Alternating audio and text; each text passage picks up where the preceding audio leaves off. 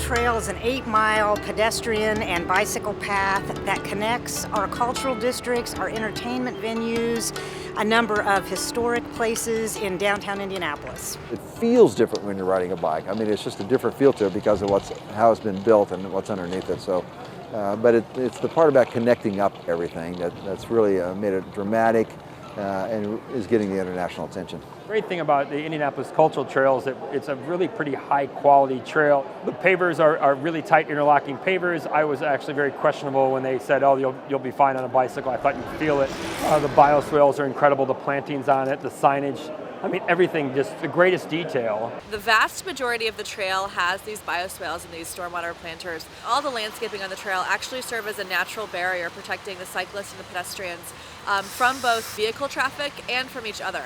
Some places on the trail, it's a separated section where the bicyclists have one path of the trail and the pedestrians have the other side. To really make people use this, we felt like it had to be big, bold, capture people's imagination. It was about changing the way people thought about walking and running and jogging. We had to create a new kind of place to grab and change behavior.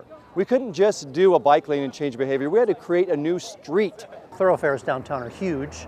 Everything's got 12-foot lanes. We pinched lanes and scooched the curbs over to steal space to build the trail.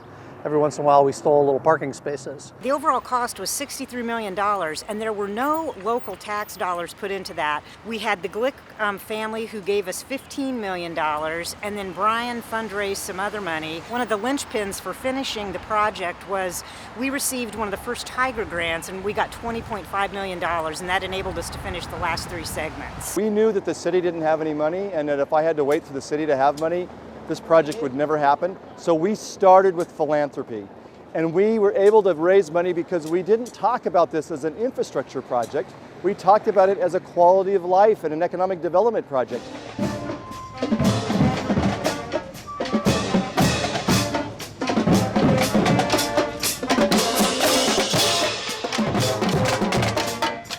There's a big debate raging about transit and more transportation and more options for people.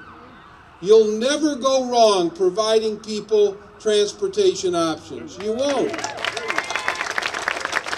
This cultural trail has represented an influx, and it's yielded an influx of business interests, and we're seeing businesses who are willing to make investments, not only to put Hoosiers back to work, but to help create and expand Indianapolis's brand and image as a world-class city. You go down to the Fountain Square area, and that used to be kind of a blighted street. Now, just with the Cultural Trail, as it was being built, not necessarily finished, as it was being built, you could see the development around that street. All of this development right here, this used to be a brown field, a vacant lot.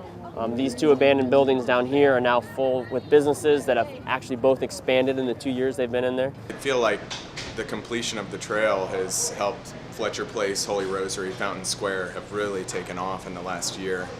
Gives it more of a neighborhood city feel, which Indianapolis lacks in a lot of areas, but the trail has helped tremendously. Indianapolis has made a huge commitment to infrastructure and improving the infrastructure for cyclists. So we now have the Cultural Trail, we've added bike lanes, and those bike lanes and the Cultural Trail all connect to other trails and other infrastructure that allow cyclists to ride to places. Traditionally, Indianapolis has about 50 miles of existing greenways, and so what's great about the Cultural Trail and how it circulates the inner city is that we're able to have separate spurs like the one down Virginia Avenue that will bring us within a quarter mile of that greenway, and then we're able to put in a protected facility to get people from that greenway to here. So we really wanted to make sure that all the users felt comfortable, felt protected. We use the green paint here on all of the ingresses and egresses. Those are concrete underneath those casings. It's not just a plastic flex post.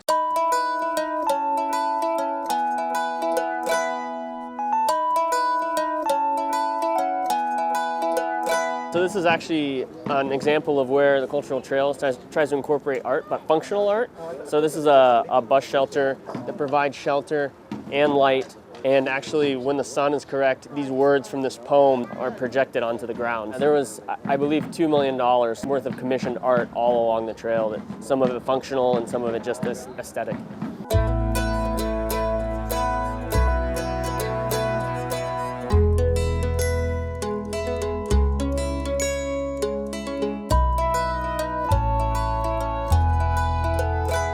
safety of the trail, is paramount. We're going to bring 1 million people and run them down the street every year. We had to decrease the opportunities to have conflicts between vehicles and pedestrians or vehicles and bikes.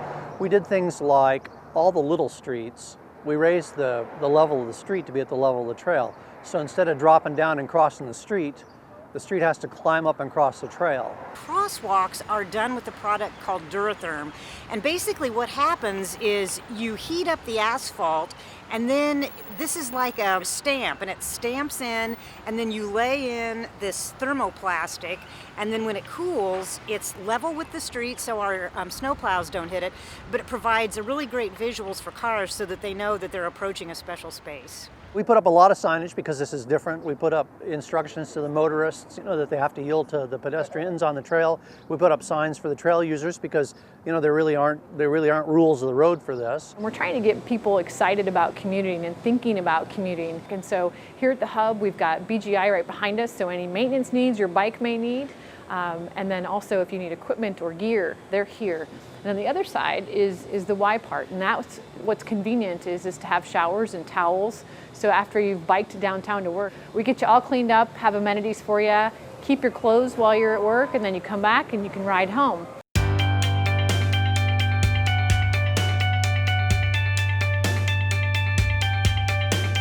It draws people back to downtown, it gets people out of their cars, it gets people participating, just in street life, and it's been a lot of fun to watch. And you see people going up and down it all day. Weekends are heavier, but people are constantly using it. People are commuting to work. They're running errands on their bicycles. People are doing lots of leisure rides. They're riding to dinner, riding to get coffee with friends, riding to lunch.